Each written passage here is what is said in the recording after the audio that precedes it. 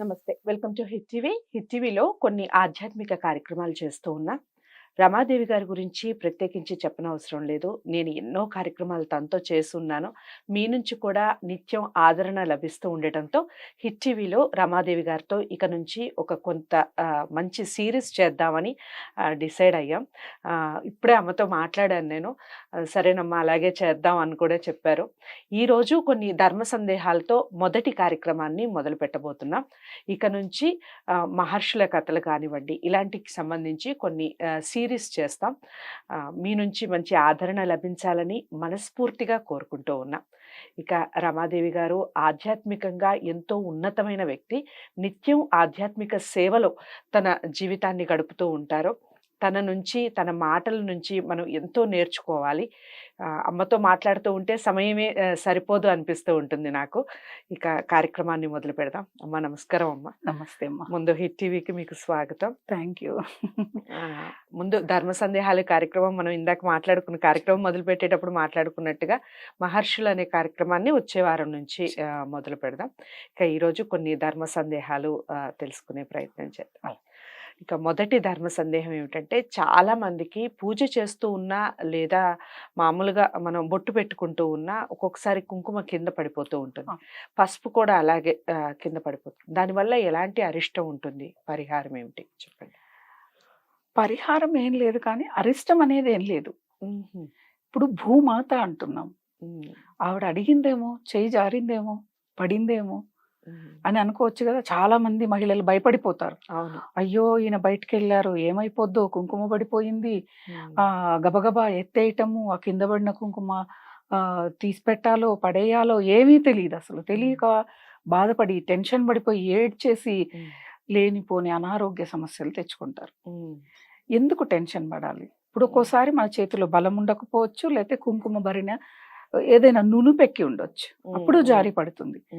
జారి పడింది భూమి మీద, భూమాతకు మనం పసుపు కుంకాలు ఇచ్చామని ఎందుకు అనుకోం మనం? అలా అనుకుంటే మనకు సమస్య లేదు కదా. అసలు మనం భూమాతాన్ని ముక్కుతున్నాం కదా. నిద్రలేస్తూనే పాదం కింద పెట్టే ముందు భూమాతకు నమస్కరించే పాదాన్ని కింద పెడుతూ ఉన్నాం. ఎన్నో పూజలు చేస్తాం. రైతు పంటలో పొలంలో పంట వేయాలి అంటే భూమాతకు పూజ చేసి పొలంలోకి దిగుతాడు. మరి అప్పుడు పసుపు కుంకుమ అన్ని ఇస్తాడు కదా అమ్మవారికి. మనం నాగలి పట్టేటప్పుడు కూడా పూజలు చేస్తాం. నదీమ తల్లికి పసుపు కుంకుమ సారె కూడా ఇస్తాం. అవన్నీ భూమి మీదనే ఉన్నాయి కదా. మరి భూమాతకి ఇచ్చాము, భూమాత నా దగ్గర నుంచి స్వీకరించింది, ఆమె కావాలని అడిగిందని మనం మానసికంగా స్థిరంగా నిశ్చయంతో ఉన్నాము అంటే మనకి ఏ సమస్య రాదు, భయమే లేదు అసలు. అమ్మా నువ్వు అడిగావా, అందుకే నేను ఇచ్చానేమో ఈరోజు అని అనుకున్నాం అనుకో, భూమాత సంతోషిస్తుంది. అరే నాకు పసుపు కుంకుమలు ఇచ్చింది కదా. తెలియక చేసిన ఏ పూజకైనా, ఏ ఆరాధనకైనా, ఏ పనికైనా ఫలితాలు ఉంటాయి. తెలిసి చేస్తే ఫలితాలు ఇంకా ఎక్కువ. తెలియక చేసిన ఫలితాలు ఉన్నాయంటే తెలిసి చేస్తే ఇంకా ఫలితాలు మనకి ఎక్కువ. అంతే. ఇప్పుడు ఎన్నో కారణాలు ఉండొచ్చు. ఇప్పుడు మన చీరే తగలొచ్చు కుంకుమ భరణికి.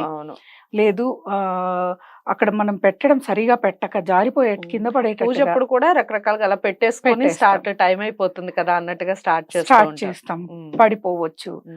ఇలా మనం ఆలోచించాలి. కానీ ఎప్పుడైనా ఎవరైనా కానీ ఏదైనా తప్పు జరిగినప్పుడు మనది ఏమైనా తప్పు ఉందా అని ఆలోచిస్తే వాళ్ళు కరెక్ట్ వేలో ఉన్నట్లు.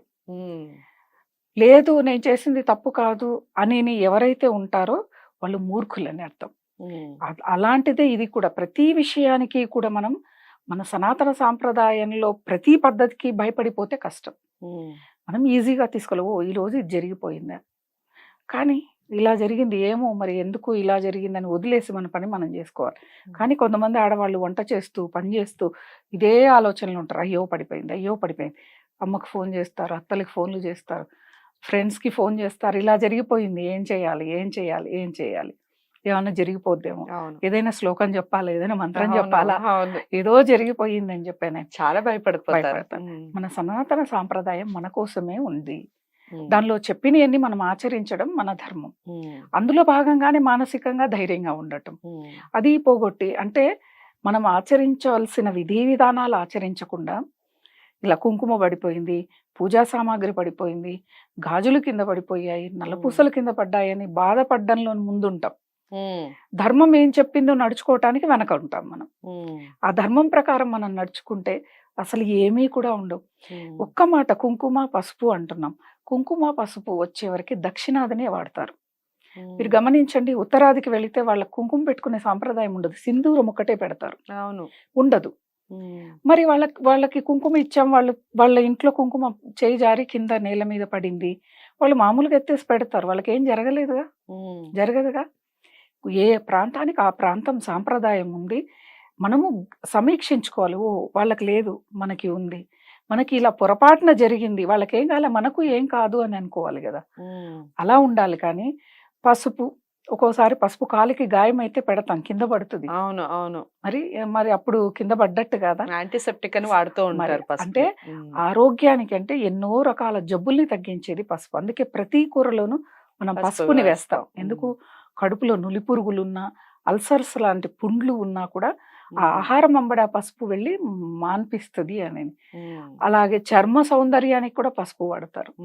ఎన్నో ఆయుర్వేద మూలికల్లో కూడా ఈ మూలికలతో సమానంగా ఈ పసుపును కూడా కస్తూరి తీసుకుంటారు, పసుపు వాడుతూ ఉంటారు. అవును. అలా వాడాలి, అలా మ్మ్. మనం ఆలోచించాలి. కానీ పడిపోయిందని భయపడి, బాధపడి, ఏడ్చేసి, టెన్షన్లు పెట్టుకొని ఏం జరిగిందంటే భూమాత కూడా బాధపడుతుంది. ఓకే. అయ్యో నా మీద నేను అడిగితే వచ్చిన ఈ కుంకుమ పడిందని ఏడుస్తుంది అని చెప్పి ఆవిడ బాధపడుతుంది. కాబట్టి మన కోసమే ఏదైనా పెట్టారు, మన కోసమే చెప్పారు ఏదైనా. మన ఆలోచనలో ఉంటుంది ధైర్యం అంతా కూడా. ధైర్యంగా ఉంది అనుకోండి, కష్టం కూడా దగ్గరికి రాదు, వెళ్ళిపోతుంది. అయ్యో వీళ్ళు ధైర్యంగా ఉంటారు, మనం దగ్గరికి వెళ్ళకూడదు అని చెప్పాను. భయపడే వాడి దగ్గరికి ఈజీ. ఇప్పుడు ఎవరైనా కొట్టడానికి వస్తే మనం ఆగిపోతే ధైర్య సాహసే లక్ష్మి లక్ష్మి, అంతే.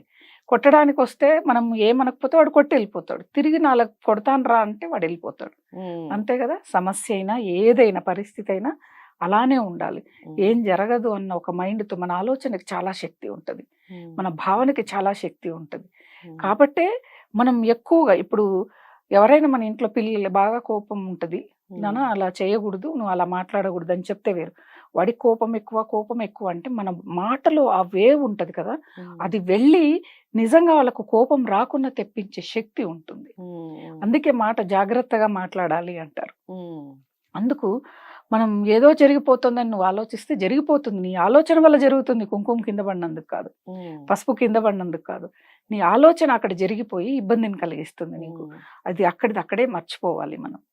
మన ఆలోచన శక్తినే కరెక్ట్ గా ఆలోచించాలి. ఇంకొకటి, సుమంగళైన స్త్రీకి అవే ప్రధానం కాబట్టి పాడేవారికి భయపడతారు, అది సర్వసాధారణం. అవును, అదే మన టీనేజ్ గర్ల్స్ పెద్ద లైట్ తీసుకుంటారు. సుమంగళి స్త్రీలు బాగా పెద్దవాళ్ళు అయితే ఇంకా ఎందుకంటే అయ్యో ఏం జరిగిపోతుంది, నేను రోజు ఇంత పెద్ద బొట్టు పెట్టుకుంటాను, ఏం జరుగుద్దో అని భయపడడం, ఏడవటం, చాలా నానా హంగామా చేసేస్తారు. అలా చేయటం వల్ల ఇబ్బందులు రావడం తప్ప ఇంకా మనకు రాని సమస్యలు కూడా మన ఆలోచనతో తెచ్చుకున్నట్టు. మన ఆలోచనకి, భావనకి అంత శక్తి ఉంటుంది. అలా అని నేను చాలా సార్లు అవతల నాశనం అవ్వాలని అనుకున్నా అండి, జరగలేదు అంటే అట్లాంటివి జరగవు. అది ఎవరు తలరాత ఏ విధంగా ఉంటుందో ఆ విధంగా జరుగుతూ వస్తుంది. మనం దాన్ని దృష్టిలో పెట్టుకోవాలి. చాలా చక్కగా వివరించారమ్మా. చాలా మందికి ఉపయోగపడే ఇన్ఫర్మేషన్ ఇది.